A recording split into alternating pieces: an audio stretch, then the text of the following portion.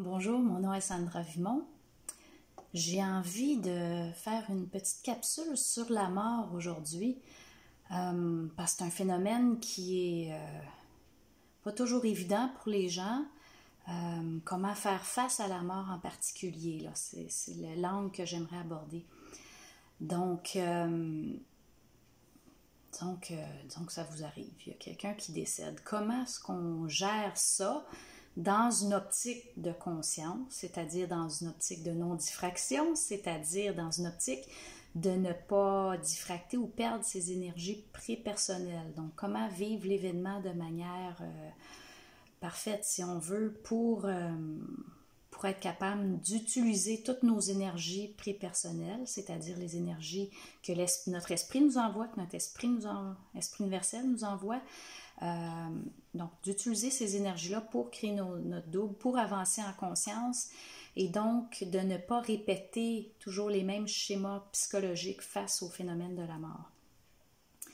Donc, qu'est-ce qu'un ego peut vivre? Qu'est-ce qu'il peut ressentir face à la mort? Bien, la première chose qu'on pourrait mentionner, bien, évidemment, il pourrait vivre de la tristesse. Alors, pourquoi cette tristesse-là? Si on regarde au niveau circonstanciel, bien, on pourrait dire que l'ego n'est plus en contact avec cette personne-là physiquement, on s'entend.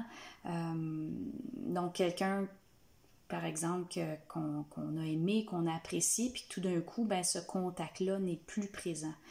Alors, évidemment, on parle de contact physique parce que la mort, qu'est-ce que c'est? C'est un changement de plan de l'ego, tout simplement. Donc, soit que l'ego se retrouve dans le plan astral, donc avec son corps astral, évidemment, puis poursuit son évolution dans ce plan-là, ou bien une personne qui a d'autres corps subtils supérieurs.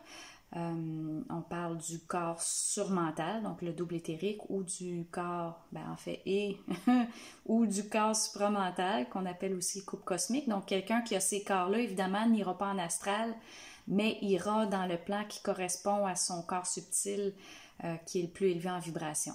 Donc, soit le double ou le couple cosmique. Donc, on comprend que c'est vraiment un passage, la mort. Ce n'est pas une finalité, mais oui, effectivement, on peut le ressentir comme une finalité parce qu'on dit, dans ma vie de tous les jours, je la vois plus, et puis là, encore une fois, on pourrait dire, l'ego, c'est pas exclu qu'il rentre en communication avec cette personne-là sur un autre plan de conscience. C'est une des façons qui pourrait peut-être lui permettre de s'alléger. Qu'est-ce qui arrive quand on parle à cette personne-là? Elle peut répondre. Comment est-ce que ça répond? Un ego mort, donc un ego qui est dans le plan astral ou dans un autre plan de conscience, il va répondre de manière télépathique. Donc, on peut avoir une communication télépathique avec la personne qui est décédée. Alors, parfois, ça va aider l'ego à s'apaiser.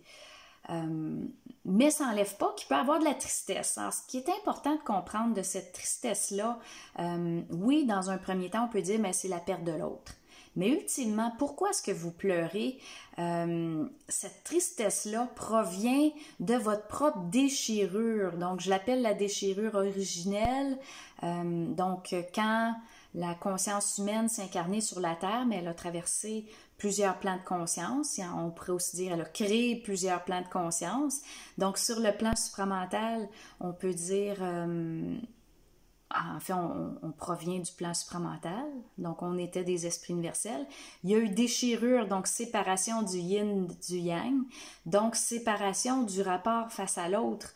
Donc, on perd le rapport qu'on a avec l'autre dans cette déchirure-là. Ensuite, on se retrouve comme étant un esprit sur le plan surmental, seconde diffraction, et on se retrouve ensuite en tant qu'ego.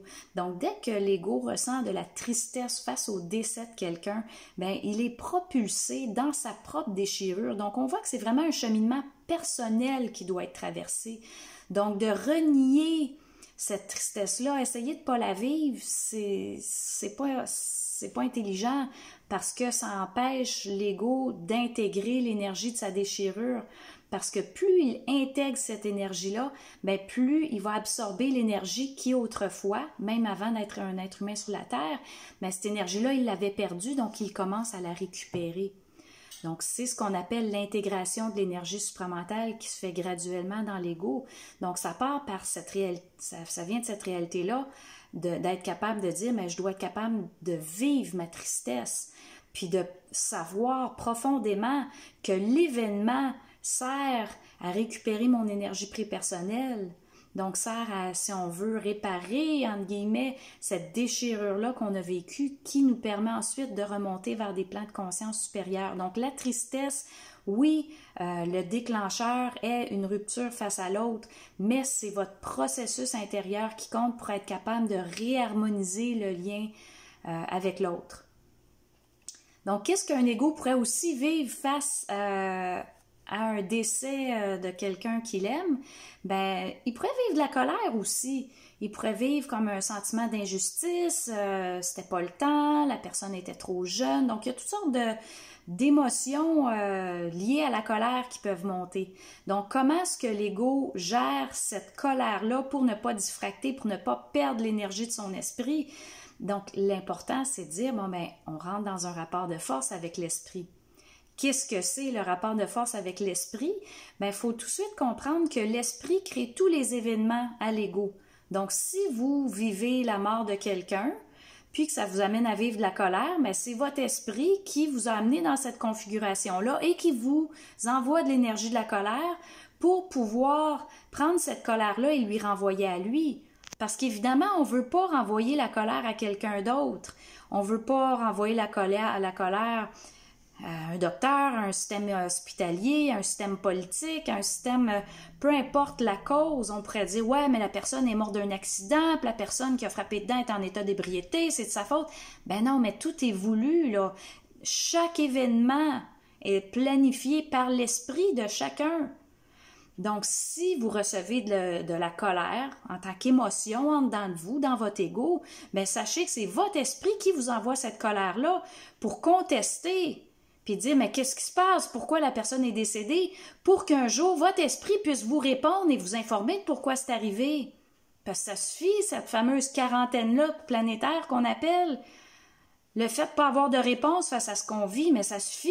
Puis ça suffit là, mais c'est le rapport de force avec l'esprit. Puis de dire, ben ça suffit, tu me dois des réponses. Pourquoi qu'il est parti si vite? Pourquoi? On pose nos questions. Puis c'est normal qu'on n'ait pas les réponses tout de suite parce qu'on n'a pas nécessairement les corps pour être capable de supporter la réponse qui se devra d'être dépolarisée. Donc, si vous êtes tellement polarisé, non, vous ne pourrez pas recevoir la réponse de votre esprit universel qui va être dépolarisé parce que vous n'êtes pas capable de supporter le réel de l'événement. Comme quoi, il n'y a aucun événement qui est par erreur, par hasard. Tout est déjà su, tout est déjà planifié. Puis tout ce qui arrive, ben c'est chaque ego qui le vit doit être capable de supporter l'entière réalité de cet événement-là. Donc là, on a vu la tristesse. On la vit, puis on sait que ça vient de notre déchirure. Donc, c'est un travail personnel. La colère, c'est encore un travail personnel. Donc, de l'ego avec son propre esprit. Mêlez pas d'autres gens à ça. Parce que là, vous diffractez. Une colère diffractée, c'est de blâmer l'autre. Parce qu'on ne comprend pas que c'est l'esprit de chacun qui a tout déterminé déjà à l'avance. Donc, comment est-ce qu'on gère le décès, dans ce cadre-là? On a vu la tristesse, on a vu la colère. Ben, il y a d'autres choses aussi qu'on peut vivre pour être en équilibre face à ça. Donc, de bien le vivre, donc sans diffraction. Parfois, on pourrait dire la naissance, c'est quelque chose qu'on célèbre. Donc, qu'est-ce qui devrait en être de la mort, du décès? Moi, je le vois pas autant comme une célébration, mais comme un besoin d'honorer ce passage-là, comme un respect de l'esprit de la personne qui a décidé que c'était le temps, puis de permettre à cette personne-là de l'honorer, c'est comme dire « j'accueille ta décision de changer de plan », même que c'était pas une décision de l'ego comme tel, mais plus l'ego est grand en conscience, plus il est près de son esprit, puis plus ça devient une décision consciente, parce qu'un jour, la mort, ça devrait être quelque chose de conscient. On se comprend. C'est pas normal que ça soit pas un geste conscient de dire, ben là, c'est maintenant, je décide de partir. Donc, si c'est pas le cas, ben c'est qu'il y a encore un grand décalage entre l'ego et l'esprit, entre l'ego et l'esprit universel. Donc, il n'y a pas encore eu cette fusion-là. Donc, c'est pour ça toutes les réactions psychologiques polarisées qu'on voit. Alors, quand on reconnaît qu'à un certain moment, ben, l'ego, peut être assez proche de son esprit universel, décide de partir, mais c'est vraiment quelque chose qu'on peut honorer et dire « Wow, mais la personne a décidé que c'était le temps. » C'est un mouvement. Puis si c'est pas le cas, ben, on peut quand même reconnaître que c'est un mouvement d'esprit ou un mouvement d'esprit universel et où. Donc, c'est vraiment un mouvement dans lequel on peut honorer et dire, bon, ben OK, ça a été un mouvement qui a été décidé par la personne, puis je suis capable de l'accompagner dans ça, puis comment je peux l'accompagner? Ben, c'est à chacun de vous de voir. Il y en a qui vont vouloir brûler de la sauge, il y en a qui vont vouloir juste se recueillir un instant, puis comme vibrer avec la personne, se recueillir avec la personne. Donc, ce sont toutes des façons d'honorer, puis c'est à vous de décider comment vous avez envie de le faire. Si c'est ce que vous avez envie de faire, évidemment, mais je trouve que d'honorer un départ, c'est vraiment la plus belle façon de vivre le décès. Mais évidemment, sans renier la tristesse si elle est là. On s'en est parlé. Sans renier la colère si elle est là. On voit toutes sortes de monde qui spiritualisent la mort.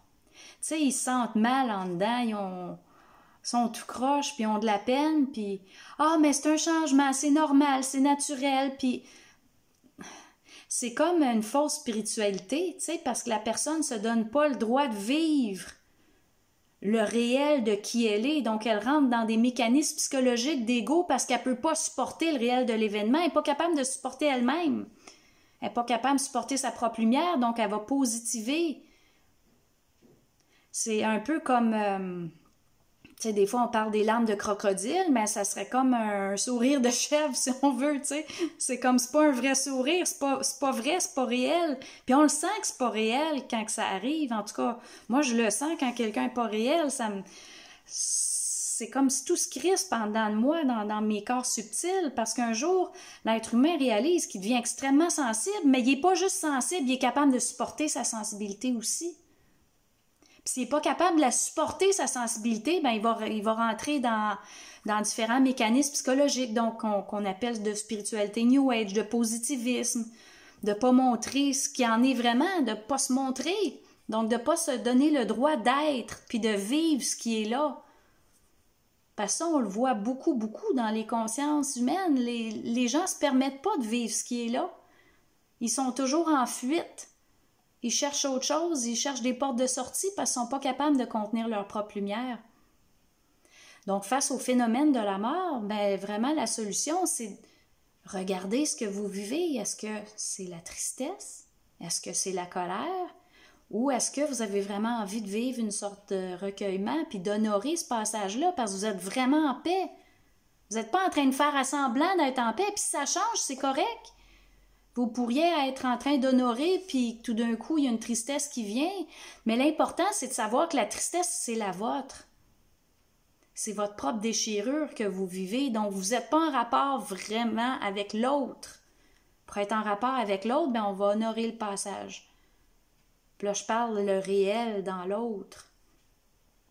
Donc, évidemment, il y a plein de façons de vivre, de gérer ce phénomène-là de la mort. Donc, c'est à vous de vous écouter. Donc, sur ce, je vous souhaite une belle fin de journée. À la prochaine!